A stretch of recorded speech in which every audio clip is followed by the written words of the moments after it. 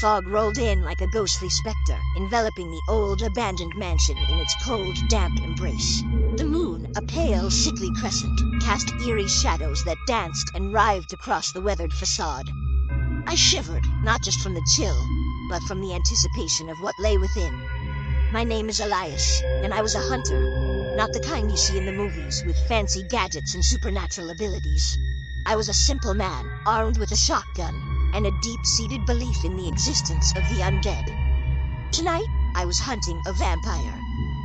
The legend of this particular vampire was a grim one. They were said to be a particularly vicious creature, responsible for a string of brutal murders in the surrounding area.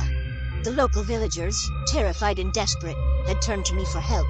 I'd spent weeks tracking the vampire, following its trail of blood and terror. Finally, I had found it, here in this desolate mansion. The locals believed it was a place of great power, a sanctuary for the undead. I took a deep breath and stepped into the darkness. The mansion was a labyrinth of twisting corridors and creaking floorboards.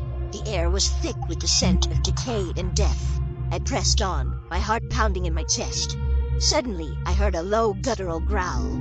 I froze, my blood turning to ice. The vampire was near. A shadow loomed out of the darkness, revealing a tall, gaunt figure with piercing red eyes. Its fangs were long and sharp, dripping with a sinister saliva. I raised my shotgun and fired. The blast echoed through the mansion, followed by a blood-curdling scream. The vampire staggered back, its inhuman form contorted in pain. I took advantage of its momentary weakness and fired again.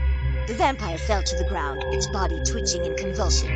I approached cautiously, my weapon raised. As I got closer, I saw a wooden stake protruding from its chest. A look of pure terror and disbelief crossed its face before it finally went still. I had done it. I had killed the vampire. A sense of relief washed over me, but it was quickly replaced by a feeling of dread. I had heard the stories about vampires and their weaknesses. If the stake was removed, the vampire could rise again. I knew what I had to do. I grabbed the stake and twisted it, ensuring that it was firmly embedded in the vampire's heart. Then I used a nearby shovel to bury the body deep in the earth.